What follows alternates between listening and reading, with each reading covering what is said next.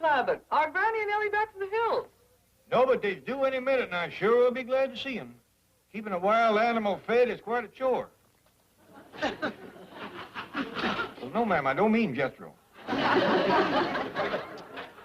Ellie left me with his grizzly cub, but he goes after victuals a heap like Jethro. You ever burp a bear, Miss Jane? Burp a bear? Well, no, Oh, good morning, Chief. If that's a personal call, leave 15 cents. If you'd like me to come over and help, I have had some experience handling beasts. Well, that's real nice of Miss Jane, but Cousin Bessie is helping with the other little critters.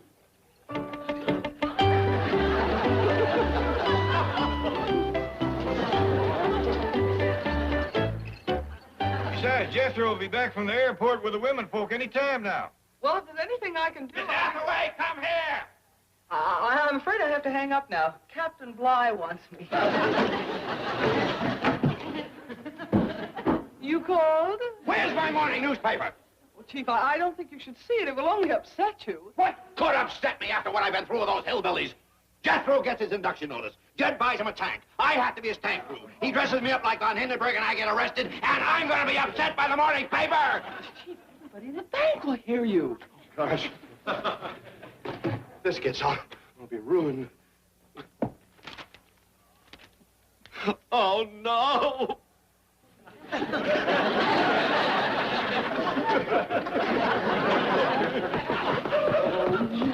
Now, Chief. Old soldiers never cry. It's so unfair. Jethro dressed up like General Patton and nobody even saw him. Now, Chief, it's all over. Jethro returned the tank, and right now he's bringing Granny and Ellie home from the airport. Get me out of this thing! Granny, you're busting my eardrum! Hush up, both of you. This is the last time I'm ever hauling females in my tank. Jethro, I thought you took that tank back to where you got it. I did, Uncle Jed. But when I seen the kind of respect a tank general gets, I had to buy it back. You should have seen him saluting me at the airport. Soldiers, sailors, Marines, Air Force. Granny and Ellie. In the tank.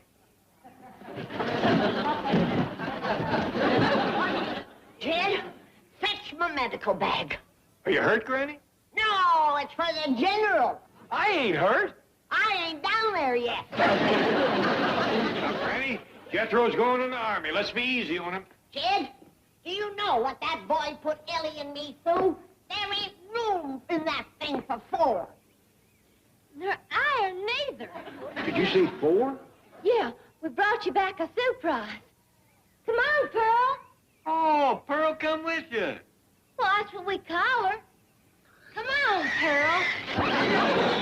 I'll take you around back, Pal.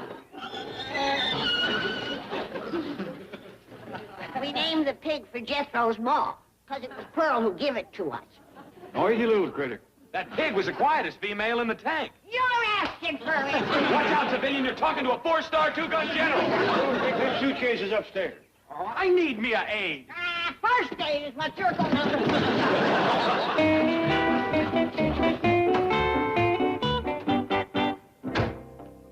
I thought you said Jethro got rid of this thing. Well, that was my understanding. Listen, there's only one way to stop this foolishness.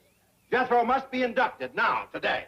But he hasn't had his physical. We'll pull strings. That nut might decide to win the Navy and Jed'll buy him a destroyer. For the Air Force. And Jed might buy a B-52. What was that about me buying a B-52?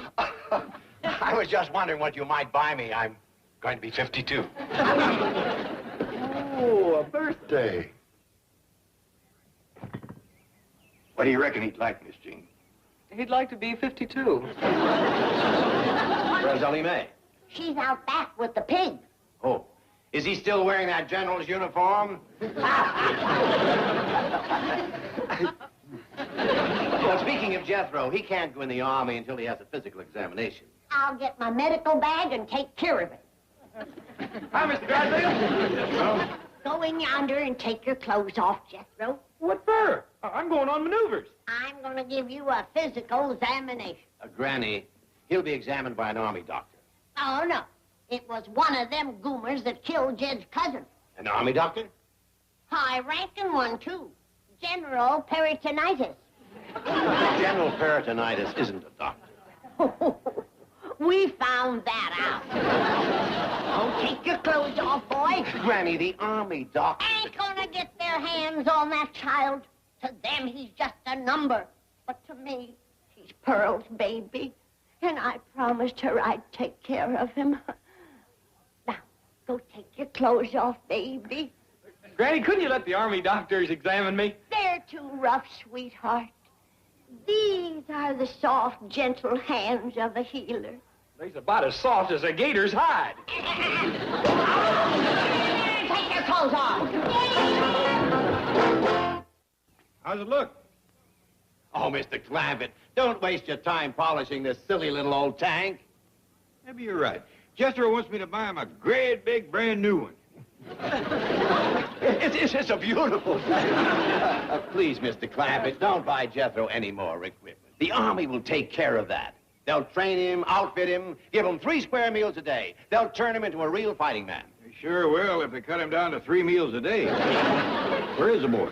Well, Granny's giving him his physical examination. Now, that's another thing the Army will take care of. Not like Granny.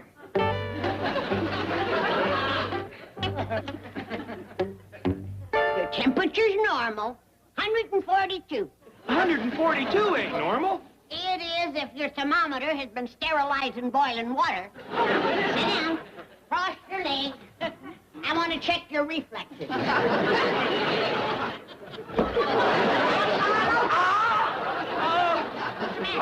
I got a busted knee. Oh, how long have you had that? The Army don't like crybabies, Jethro. Now sit down. They won't even let me in the Army. All crippled up like this. Sit down before I give you another promotion. Promotion? That's right. I done give you 1 stripe. You want a buck for a corporal?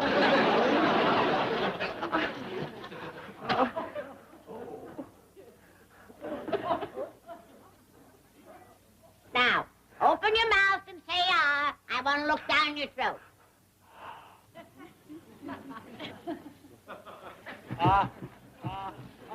Set stealer, you're going to get a grilled gullet. My, what an eating machine. I declare you got more teeth than a garfish. What's the matter with your tongue, Jethro? It's coated something terrible. That's wax. I declare you'll eat anything. Good thing there's a doctor in this family. Now, hold still. I want to look in your ear.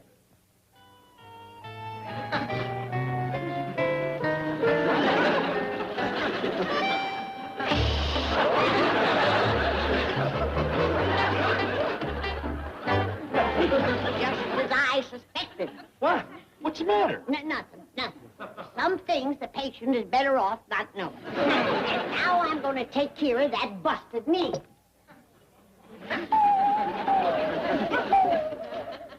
Oh, wait a minute, Granny. Wait.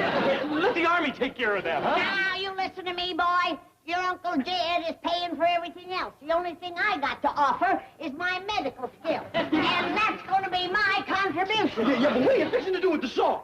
I'm going to cut you some splints. Oh. All right, boy. You can put your clothes on now. What'd you say, Granny? I said you can put your clothes back on. Well, how'd Jethro make out on his physical, Doctor? I passed him, Jed. But he's got some bad health habits he ought to break. Oh? What are they? Well, for one thing, he eats hot wax. Hot wax? He's got the roof of his mouth all sooty. He's bumping into things and busting his knee. Granny, I can't get my general's uniform on over these splints. The splint stays on. Huh? I said leave him on! Doctor's orders!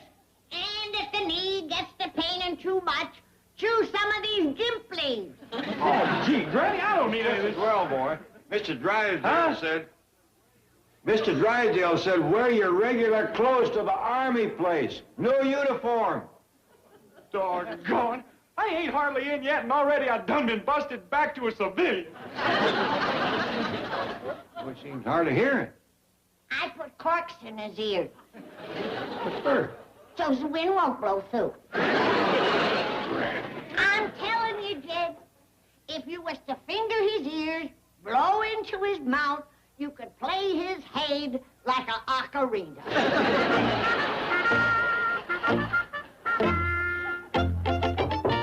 Come in. Sir, the young man Mr. Drysdale talked to you about is here, Jethro Bodine. Oh, yes, he's the young man who's so anxious to join up. Yes, sir. By George, it's a pleasure to meet a boy like that. I'm getting sick to my stomach of those draft-dodging, card-binding hippies with their psychiatric cop-outs. They're turning our national symbol from an eagle into a chicken.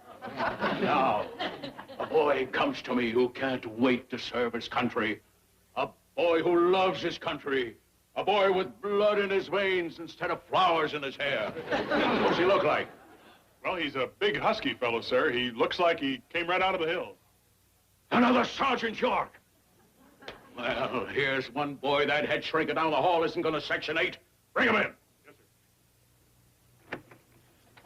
sir. Mr. Bodine, would you step in here, please? Back, a game leg, and he's ready to fight. You're a real patriot, my boy. Huh? Don't you hear, boy? What'd you say? Crippled, hard of hearing, and he's ready to serve. Can you see, boy? What? Don't you worry, lad. We'll mend that broken body. You've got the soul and the spirit of a hero. Lord Nelson had only one arm, but he saved England. Process him, Sergeant. Yes, sir. This way, Mr. Bodine.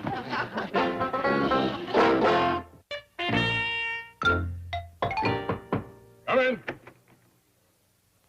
Good afternoon, Colonel.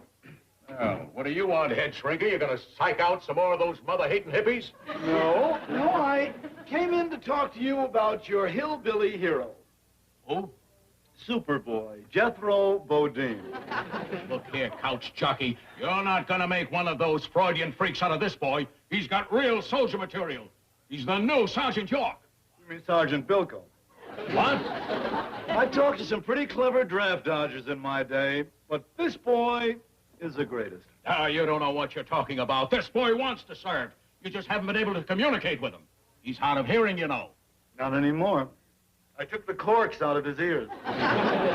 Corks? Right ear, left ear. Oh, come on, Doc. No boy is that stupid. I didn't say he was stupid. In my book, he's a genius. We have had fellas come in here with their lawyers, their mothers, their teddy bears. This boy does it with corks and a limp. Of course he limps. He's got a stiff leg. Not anymore. I took off the phony splints. What do you mean, phony? That boy was in pain. Sure he was. His grandmother hit him in the knee with a hammer. He's also the one who put the corks in his ears. Well, that's understandable. His grandmother doesn't want him to leave home. He's the breadwinner. They're poor. Not anymore. They've got $60 million. Huh? They live in a mansion in Beverly Hills. Then why did he come in here dressed in those old clothes? I tell you, he is a genius. Get a load of this kid's reasoning. Now, he wants us to think that he's stupid enough, to think that we're stupid enough, to think that he is stupid enough. Ah, baloney, let me tell you something, psychiatrist. Jethro Bodine came to me recommended personally by one of the most eminent citizens of Beverly Hills, president of the Commerce Bank. You mean Field Marshal von Hindenburg?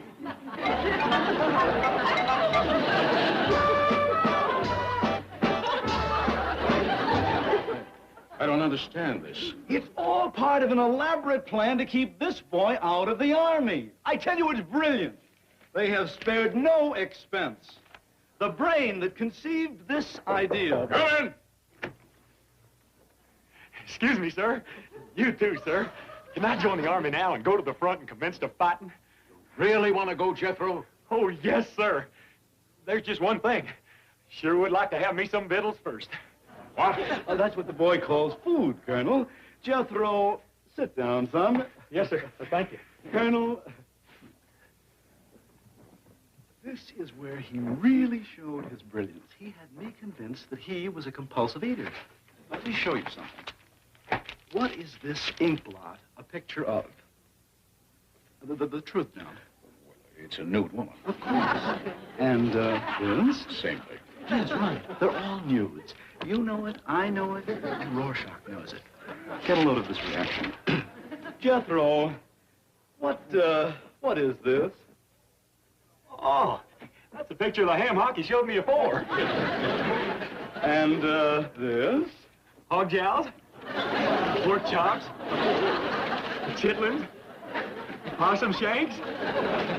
Oh, man, ain't she a beauty? What is it, Jethro?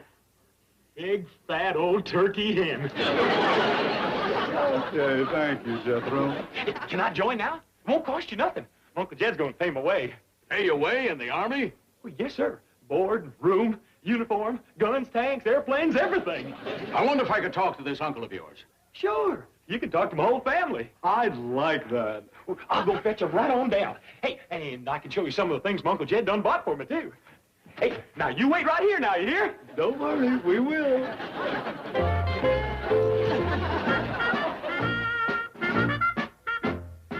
What do you suppose is keeping the boy? He's getting his family together over at Central Casting. Well, he could have a family, you know. Oh, mark my words.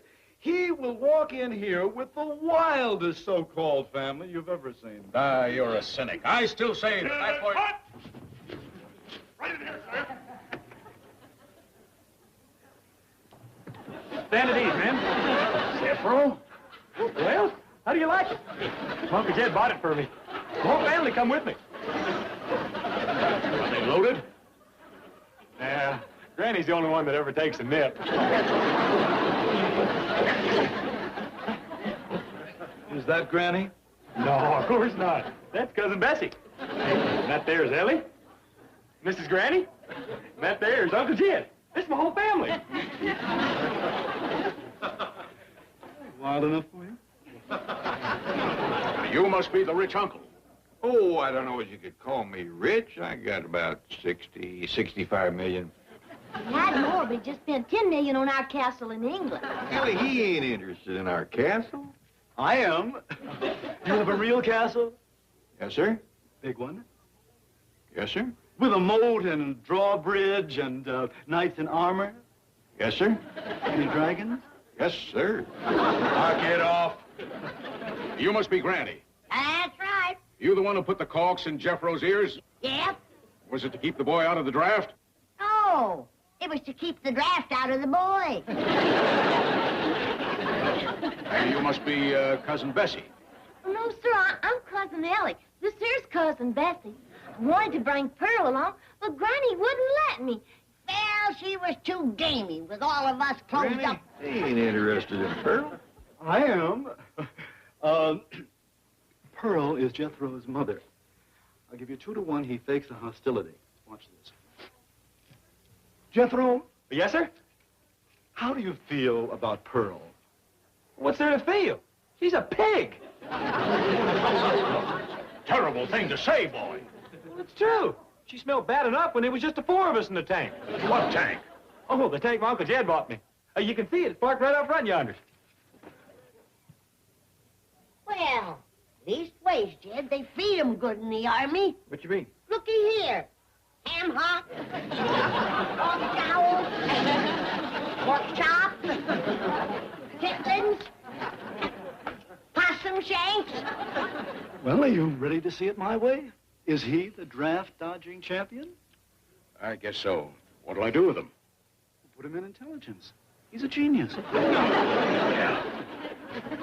Well, Jethro, you can take your family back to the studio now. You'll hear from us. Am I going in the Army? Oh, very likely, very likely. But first, we'll have to find just the right spot for a fellow with your brain. Yeah. You hear that? We're proud of you, boy. He's the first one in the family to graduate 6th grade. Well, thanks for coming, folks. Goodbye now. Goodbye. Bye. Goodbye. Bye. You'll hear from us, Jethro. Thank you. Jethro, you don't really hate Pearl, do you? Heck no. I'm going home right now and give her a bucket of slop.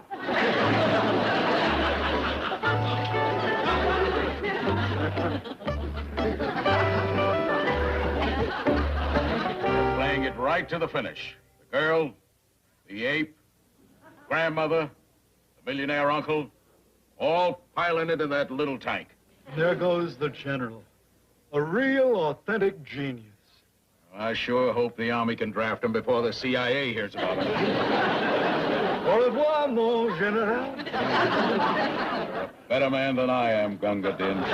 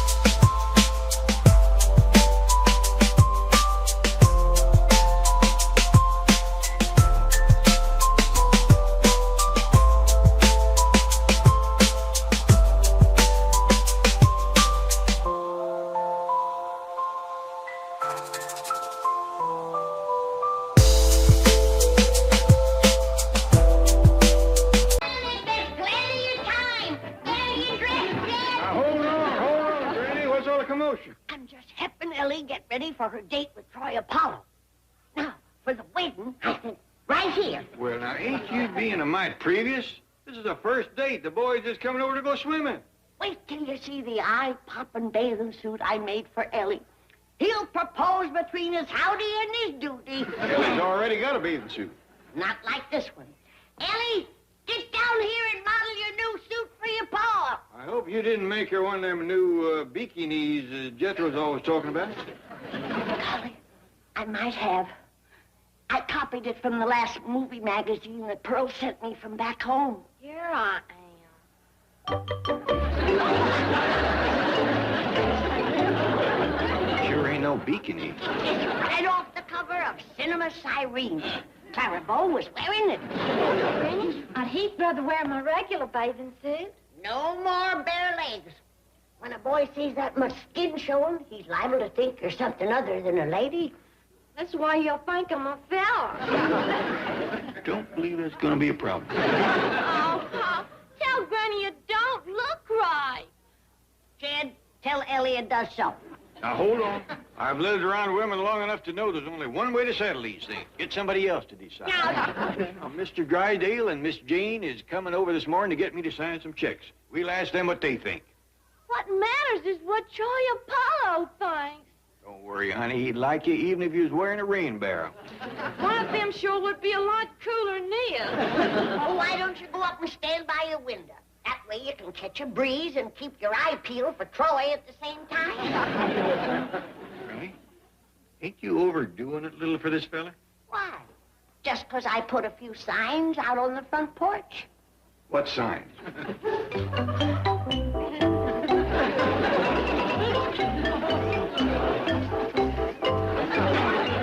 Suitors, line up here. Don't crowd. Make your marriage proposals brief. Others are waiting. After he sees all these signs, he'll propose just so he won't feel left out. Granny, I'm ashamed of you. Well, Ellie Mae's gonna need all the help she can get. It won't be too long before she is a full-fledged spinster once she comes voting age. Granny. Then all she'll need is a shawl and a rocking chair and a canary. Please stop. It's just a matter of time before she goes walking down that aisle all dressed in white. Yeah, with hair to match.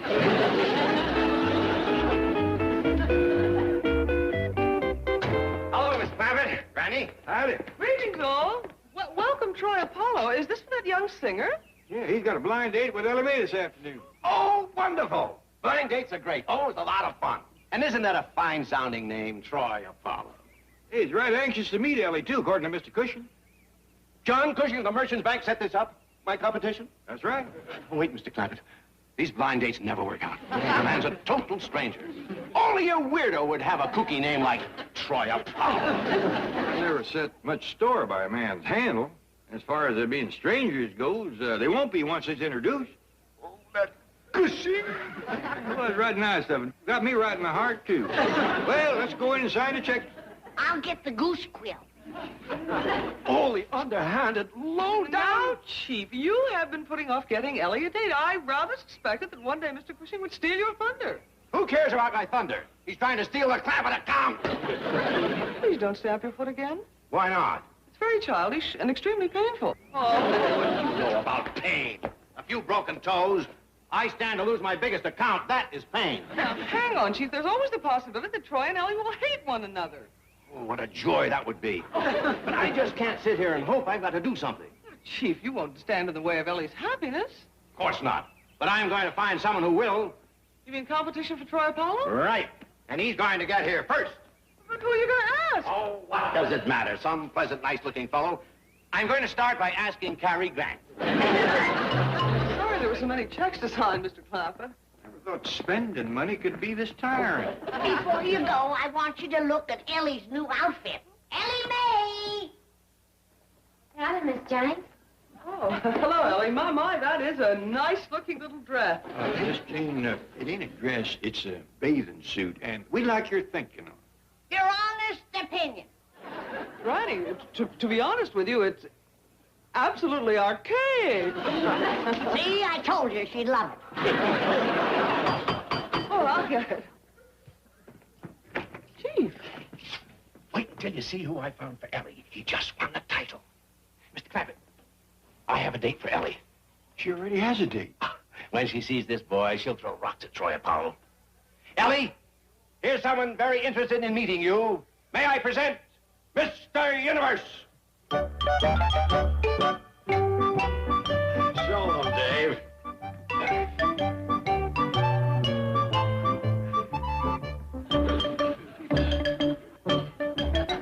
That fella a date for me, Paul? That's right.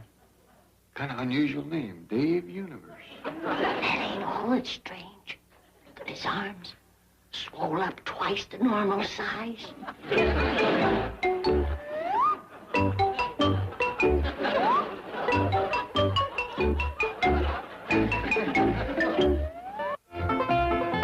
Let's get out of here and let them get acquainted. How? That Dave won't talk. He just stands there flexing his muscles. Now just make yourself to home, Mr. Universe. Thank you, and call me Dave. All right, call me Jed. This here's Ellie and this is Granny. Hi, Ellie. Granny. Dr. Granny. And I hope you don't mind, but being a physician, I couldn't help noticing how you're, puffed up all over. Puffed up? Yeah, well, I guess you could call it that. I used to weigh 90 pounds. Oh, when did you first notice that your shape was changing? Oh, I suppose within a week or two after I got the barbells. The barbells, huh? That's what done all this? Right. But enough about me. Ellie, why don't you get into a bathing suit? I'm already in one. Oh, I get it. You're wearing it under your sweatsuit. What was that? Don't say nothing. Remember, he's a sick man. Will you hurry up, Miss Hathaway? It's hot out here with the top down. Your concern is touching, Chief. But you have other worries. Something tells me that's Troy Apollo. You're just too marvelous for words. Mr. Apollo, I'm over in Drysdale. The pleasure is all yours. You are here to have a date with Ellie Mae Clampett, right? You said it, man. Where is she? Look on the front porch.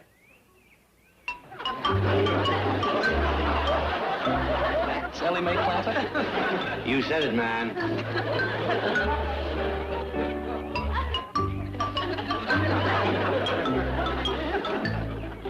Mr. Cushing told me she was a real dish. I should have asked him what.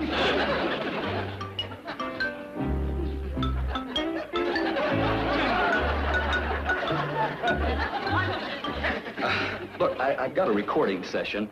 But you haven't even met Ellie. Well, I wish I could. Give her my regrets and tell her to stay with her weightlifting. Maybe it'll help. Anyway, it can't hurt. We're running a little late, folks.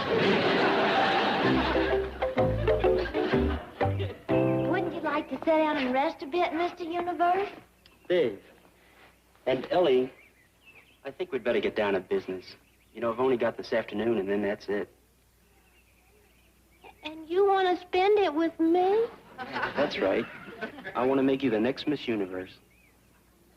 Well, Dave, I know you ain't got much time, but we just met one another.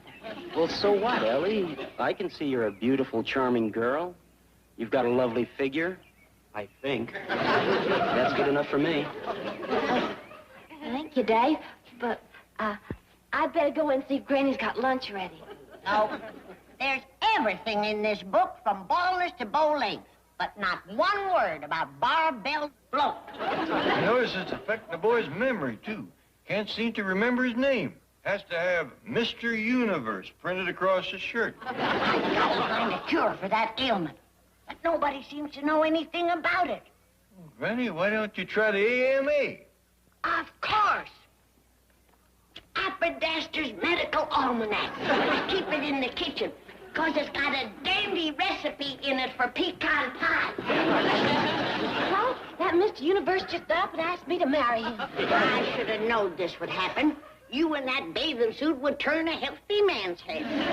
Ellie, are you sure? Well, he come right out and said he wanted me to be the next Miss Universe. Next Miss Universe? Then he must be a widower. The boy has had his share of trouble. What am I gonna do? Sure can't marry him. It's a shame, but I gather he ain't long for this world. He said he only had this afternoon, and that was it. You ain't got much time, Granny. Anything on barbells in the medical almanac? Nope. The only thing under B is bellyaches and blueberry muffins. And I reckon it's beholden on all of us to see to it that his last hours are as comfortable as possible. Howdy. Hi. I don't believe we've met. My name's Jethro. You could have caused a lot of damage just then. Nah. That bar's made of steel. I wasn't squeezing with all my strength. Wait, Jethro. Mr. Drysdale warned.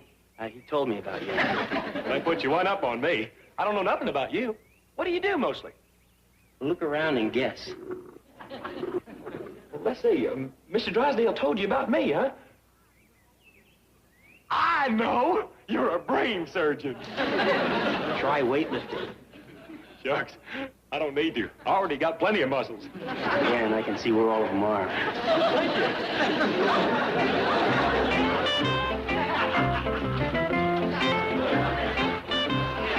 Say, you're a brain surgeon.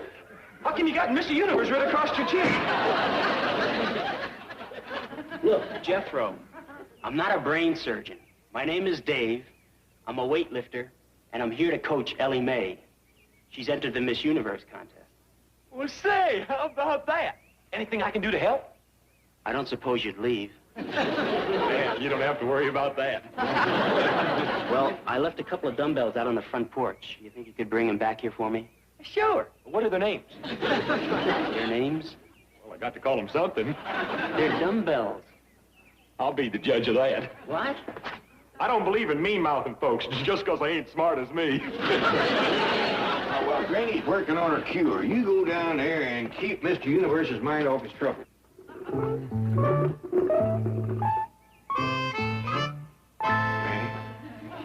do you see what I see? I sure do, Jed. You got to admire his spunk. Swole up as he is, that poor boy is trying to build himself a wheelchair. Is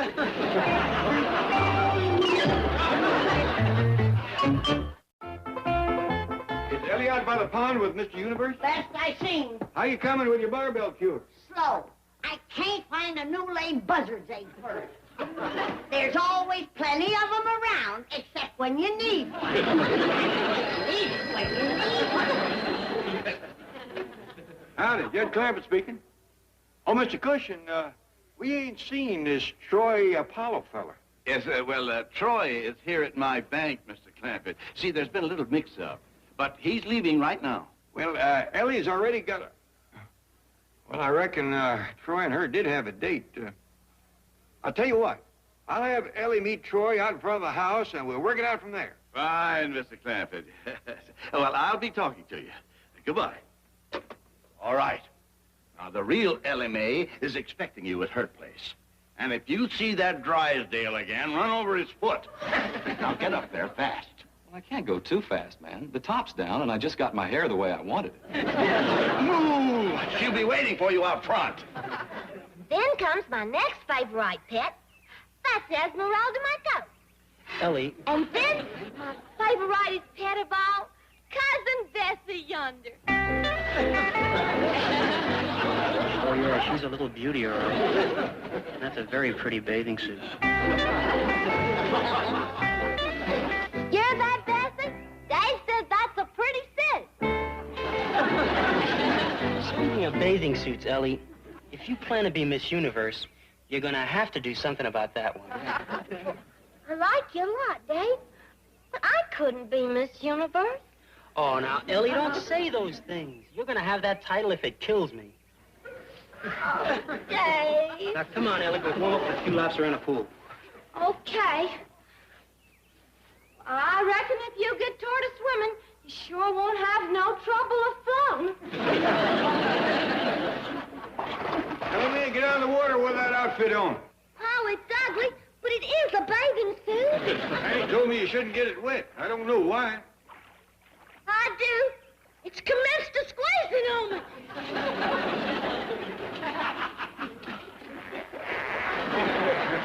Shrunk. From the sound of it, it ain't stopped shrinking yet. I gotta change. Excuse me, Dave. Any friends of Dave's around? If you are, let out a yell. Quit your bellowing. This is a hospital zone. A hospital zone? I ain't got time to explain. I'm looking for a buzzard's egg.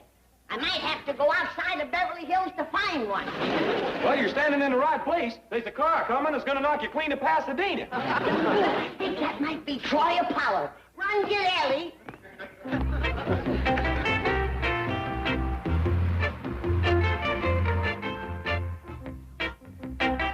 Ellie? Troy!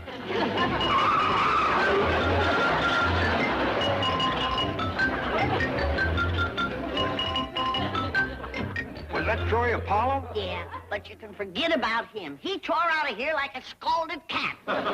He didn't like the looks of the house. Anyway, we gotta turn our attentions back to Mr. Universe.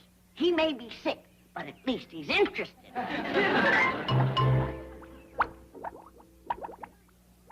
That's my cure, Jed. Hadn't you better turn the fire off so it'll cool down? Oh, it is cool. You should have seen it bubble when it was hot. Annie, that may cure barbell bloat, but it looks like it'll kill the patient doing it. Oh, Mr. Universe is taking a chance. But either way, he gains. If it don't cure him, at least he's saved from a lingering death. I believe I'd mention that to Dave. He may not agree he's getting all that good a deal. Ellie's fetching him. But he better not pass this up. It's the best medical science can do for him. There he is, Granny. Right with you, Granny. As soon as I take a few of these nutrient pills, I fall over without them. Well, you can forget them and the barbells, Mr. Universe. The end is in sight. One way or another. Come on, Ellie. All we can do now is hope. Dave is in the hands of a specialist. I want you to take this. Here. Granny, if that's lunch, thanks, but I brought along my own special food. What for? Well, it's all I eat, you know, organic foods like soy biscuits and alfalfa and bone meal, ground kelp. Dave, I think you eat nothing but that kind of stuff. It's maybe the reason you look like you do. Yeah, you're probably right. It's that and the barbells. I'm gonna fix you a decent meal before it's too late. But, Granny, I don't have an appetite for regular food. You ain't tasted it the way I fixed it. Here.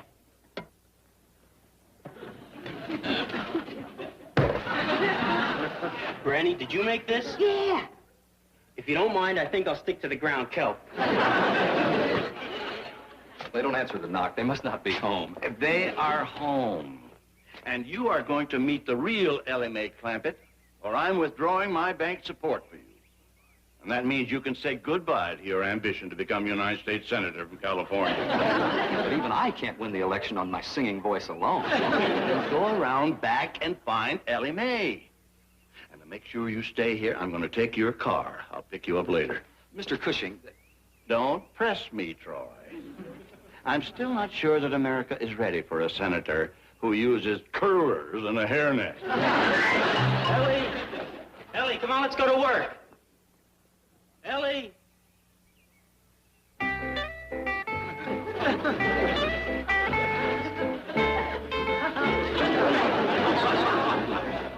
I don't care how much my country needs me. It's not worth taking her out. I don't care if she is a snappy dresser.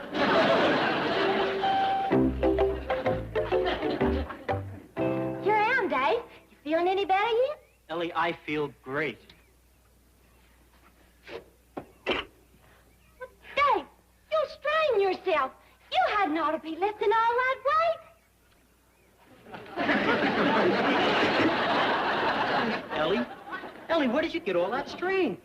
Well, Granny says we're healthy because we always eat the right foods. Well, like for dinner, we usually have hog jows and collard greens and grits and... Ellie, thank you, and I'll be back in a bit. Okay, I'll straighten up while you's gone.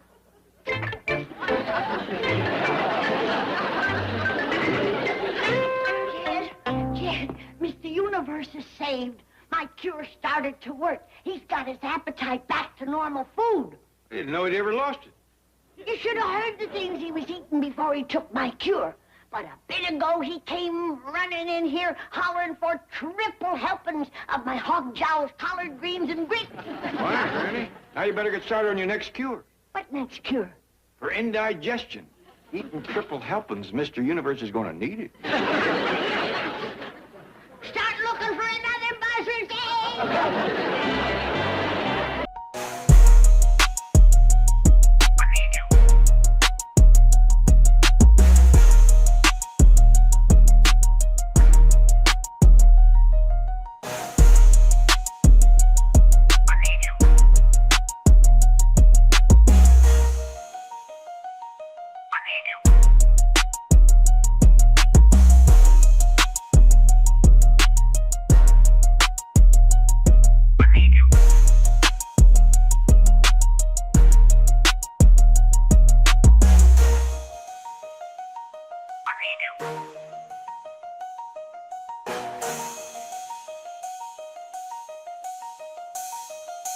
Coming in on my blind side. You just stay right there, honey. I'm gonna give you some rock salt and some bacon rind to go with your corn.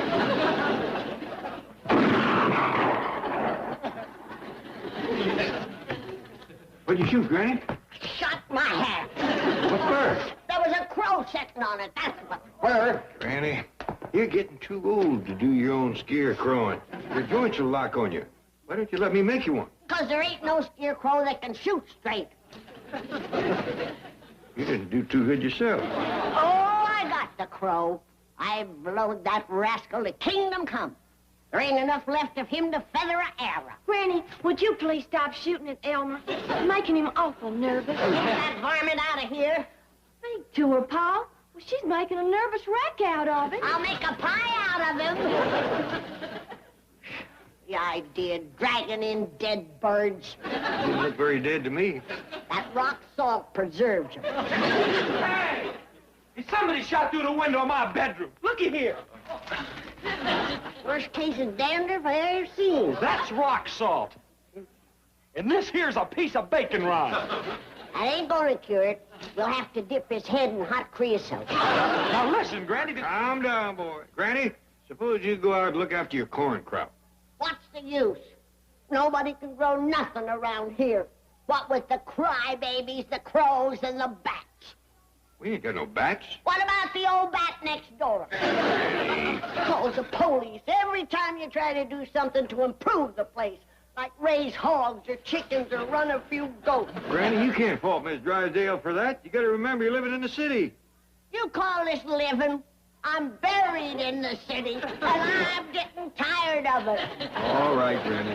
Why can't we live in the country where folks can breathe, raise things, and shoot off a gun? All right. Oh! Listen, young'uns, I got a first-rate idea. You know, Granny's birthday's coming up soon. I know. Yeah, I'm we're going to make a scarecrow for her corn patch. And I'm going to make her a great big old cedar chest. You know how she's always talked about needing one. It was dandy present. You know what I'm going to give her? What, Pa? A piece of ground.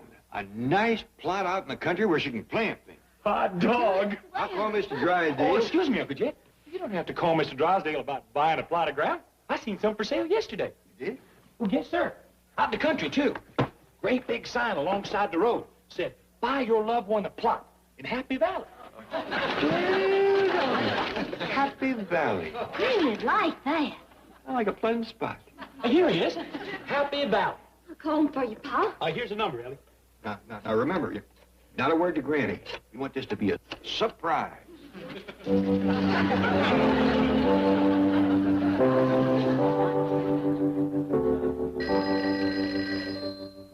Happy Valley, Mr. Mortimer speaking. Howdy, Mr. Mortimer. This here is Jed Clampett. I'm wanting to buy a nice plot of ground for Granny. I see. Jed Clampett, and you want something nice for your grandmother. Well, no, strictly speaking, she's my mother-in-law. Oh? Something inexpensive, then. No, money is no object. I want the best you got, provided, of course, this land of yours is out in the country. Oh, it is, Mr. Clampett. Happy Valley is in a beautiful pastoral setting. Oh, good, good. It's pasture land. Well, I reckon that'll be just dandy. You see, Granny don't want to be buried in the city, especially in the backyard. Well, I should hope not. As a matter of fact, it's against the law. Oh, yeah, we found that out. Every time we go to digging, our neighbor calls the police. Mr. Clampett, are you by any chance on welfare? No, sir. Crestview. 518 Crestview Drive. No, I'm referring to your ability to meet your obligations. I appreciate your calling Happy Valley, but I will have to ask about credit. Well, it was Jethro seeing your sign, so I reckon he ought to get the credit. No, Mr. Clampett, you don't understand. Let me put it this way. Do you have a bank account? Yes, sir. I keep my money in a Commerce Bank of Beverly Hills. Cheers, Pa's Granny. I'll talk to you later. Bye.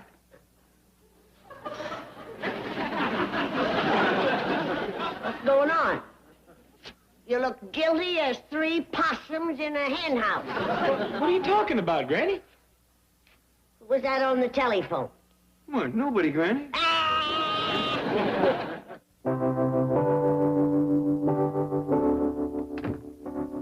I'm ready to call on the bereaved family, Mr. Mortimer. Good.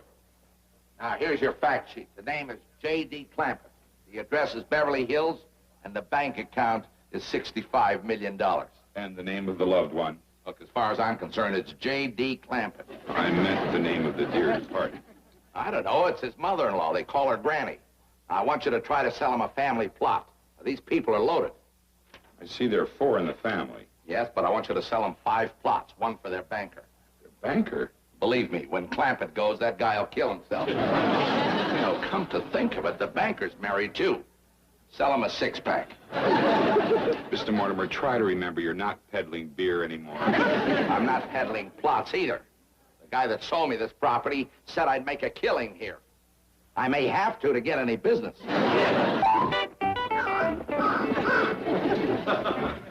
All right. You had fair warning. This time, you're going in a pot.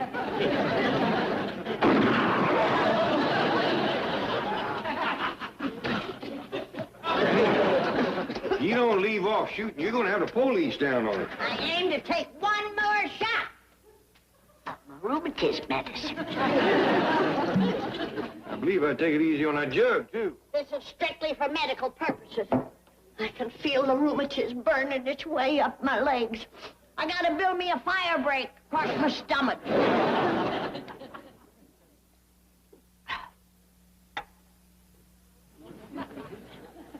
More? That was for my left leg.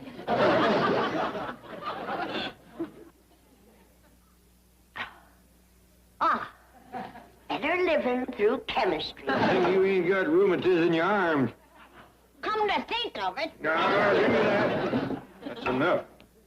There's a man to see you, Pa. Oh, it's about your mother-in-law, Granny. You ain't from the police, are you? No, I'm from... Good. I was hoping they hadn't heard about the shoot. There's been a shooting. Miss Granny.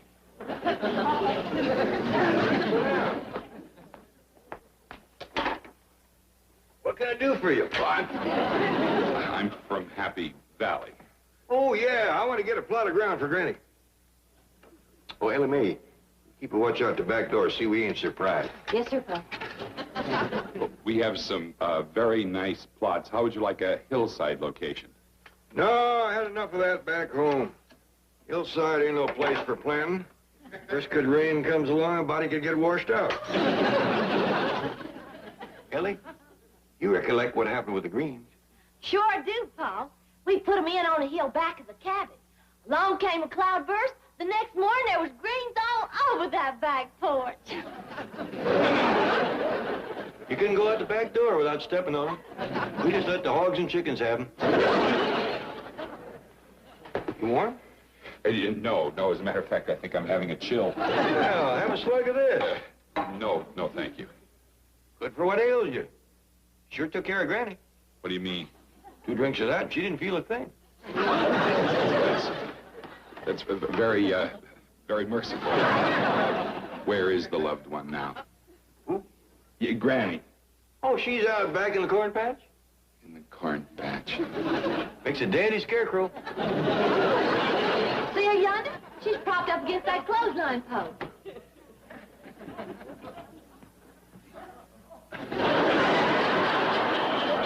You don't intend to leave her out there like that, do you? Oh, she's all right. Just twixt you and me, she's pretty well pickled. Pickled? She was commencing to stiffen up. Well, I think I better get back to the office. Oh, wait a minute. What about Granny's plot? Well, that'll be up to Mr. Mortimer. Well, now, I want it nice and level and plenty big so we can put in some greens. Greens out here? Sure. We aim to put in a whole bunch of them. Well, I'll tell Mr. Mortimer. Yeah, and tell him not to say nothing. We want it to be a surprise. Oh, yes. And don't you say nothing either. No. Word of honor. What are you babbling about? Are you trying to tell me that Clampett shot his mother-in-law? Shot her, pickled her, and put her out in the corn patch for a scarecrow. What, are you putting me on? Mr. Clampett and his daughter are cold-blooded killers. Daughter's in on it, too? They make Bonnie and Clyde look like the Bobbsey twins. Well, what did you sell them? I'm telling you, they are murderers. Back in the hills, they wiped out an entire family, the Greens. You mean like a feud? Yes. And now they're planning to surprise the Greens out here. Hey, wait a minute. This may be just the break I've been waiting for. You can bury an awful lot of greens with $65 million. I quit. No, you don't. You're into me for 5 weeks' salary, and you haven't even sold your first plot yet. Sue me. I'll do better than that. I'll call Clampett, and I'll tell him your name is really Green. Oh, no. Oh, yes. Happy Valley, Mortimer speaking. Well, hello, Mr. Clampett. What a pleasant surprise. My salesman and I were just talking about you.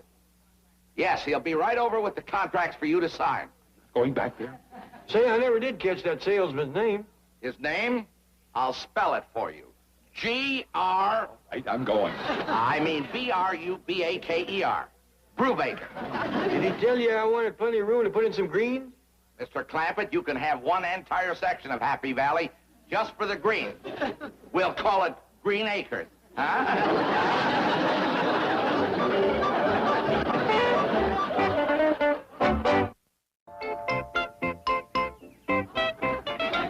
Good Granny Cedar, Jess. How do you like it? Well, first off, it ain't cedar. It's pine. Well, I know, but we ain't got no cedar trees. You cut down one of our trees to make... No, sir. Cut down one of Miss Drysdale. Why? So Granny won't know about it. Well, Miss Drysdale will know about it. She's gonna yell bloody murder. She ain't home. But when she comes home and sees what you done, she'll likely call the police. No, she won't. I gnawed the stump so it looked like a beaver done it. Boy, get over there and dig a hole. We try to put in a new tree before she gets back. Look here, Pa. I baked Granny a birthday cake. Well, now, would you look at that? Hey, that's hard as a rock. Why, go dig a hole. Yes, sir. You want me to bury it pan and all? Science? For the tree, boy, for the tree. Well, Ellie, that's a dandy-looking cake. Thank you. Got a lot of body to it, eh? What kind is it? Oh, this here's the marble cake. Well, now, I reckon you're going to write Happy Birthday, Granny, on there with icing, huh? Yes, sir, Pa. Are we gonna have a surprise party? That'd be nice if we could hide all this stuff from Granny for 2 more days. Oh, I could hide my scarecrow and my cake in Jethro's cedar chest. Yeah? Well, I'll take this in and put some icing on it. Oh, honey, that might be a little risky right now. Granny keeps coming back in the kitchen for rheumatiz booster shots.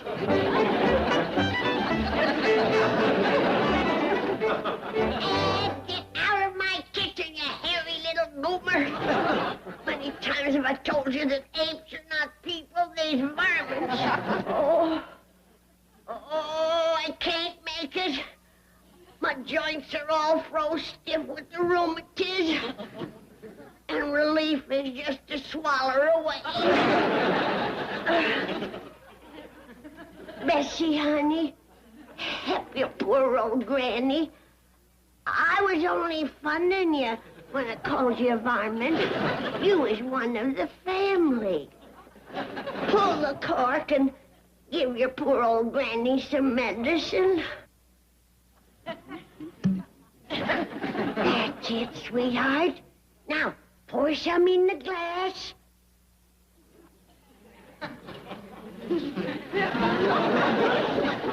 Oh, you're such a darling. Now, raise the glass to Granny's lips so she can thaw out.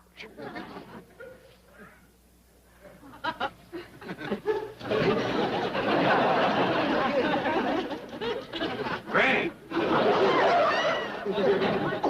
You have hit a new low, drinking with an H. I ain't drinking of my own free will, Jed. This little varmint is forcing it on me. Shame on you, you little wino.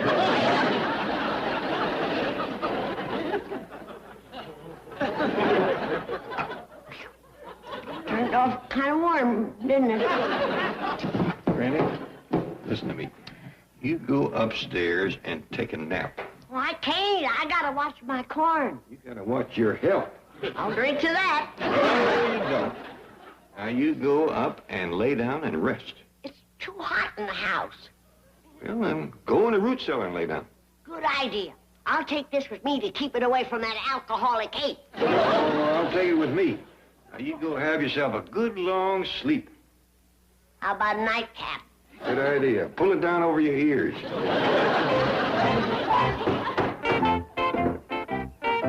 Can I put my scarecrow in the chest now, Pa? Sure, Ellie. I got the lid fixed. All I have to do is now saw off a couple of these boards square. Oh, where's my cake? Jethro's doing the printing for you. He's the best in the family, you know. But I ain't made the icing yet. Oh. Well, here he comes. We'll tell him not to bother. Hey, take a look at this letter. If you like it, I'll put happy birthday right above Granny.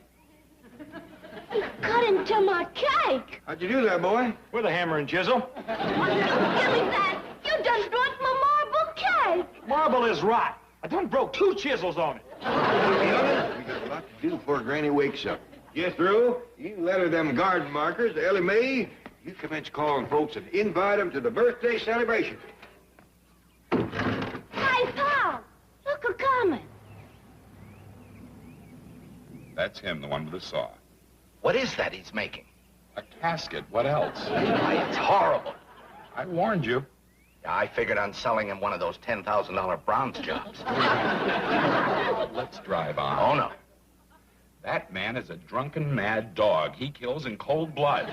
But he pays in cold cash. You coming, Mr. Green?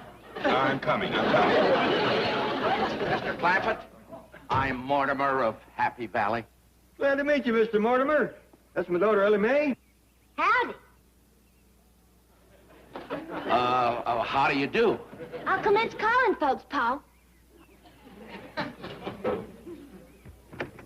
That young fellow over there with the markers is my nephew, Jethro. Howdy. How do you do? Did you say those were markers? Yeah, we're going to use them out at Happy Valley to mark off the different plots. Are they for the greens? Greens or whatever else we choose to put in. Carbs, melons. Not the Harvey melon. I don't believe I'm familiar with them. Good, but it still looks like we're going to do a lot of business. Brubaker, may I have those contracts, please? How do you do, Mr. Clampett? Howdy. Have you heard anything from the police? Well, no. For a while there, I was afraid Miss Drysdale next door was going to call him, but we think we figured a way to keep her quiet. Jethro! You got that whole dog for Miss Drysdale? Oh, yes, sir, Uncle Jed. Fine and dandy. We'll plan her quick as we take care of Granny. Is Granny still in the corn patch? Oh, no. She's stretched out in the root cellar. It's cooler there. Mr. Clampett, I'd like to suggest that Mr. Brubaker and I take Granny back to Happy Valley with us. No. We'll fetch her out day after tomorrow. That's her birthday. Well, that's a very sweet sentiment, Mr. Clampett, but I wouldn't wait 2 days. Well, if we don't, it's going to spoil the celebration. Celebration? Yeah, Jethro made her that pine box. Could I perhaps suggest something in bronze? Oh, no, the boy worked hard on that. It's kind of rough, but it ain't the gift, it's the thought. And, your daughter Ellie made that marble thing? Yeah, that's part of the celebration. We thought we'd put them and Granny on the truck, go out to Happy Valley and have a picnic. Yeah, you know, music, dancing, victuals, a kind of box social. You having another chill? Definitely. Well, come on, have a little snort. You too, Mr. Mortimer. Let's get out of here. Oh, no, the man has invited us for a drink. That's the anesthetic he administers before he shoots you. 2 drinks of that and you don't feel a thing. Here you are, Mr. Brubaker. No, thank you. Well, how about you, Mr. Mortimer? Well, certainly I'll have a shot, a snort. Well, down the hatch. I wouldn't drink that too fast. You all right, Mr. Mortimer? That's powerful stuff. Oh, I got joy down in my heart. Down in my heart. Down. Look what I found in the root cellar. Granny? Did he say Granny? That's the corpse. Brought her back to life. Let's go back to Happy Valley. Yeah. Hey, I'm going to subdivide that place. What, no more cemetery? Are you kidding? When they market the stuff, who's going to need it? I'll take that, Granny. Over my dead body. Oh, who's the pine box for? Somebody pass on? Ah, it's me!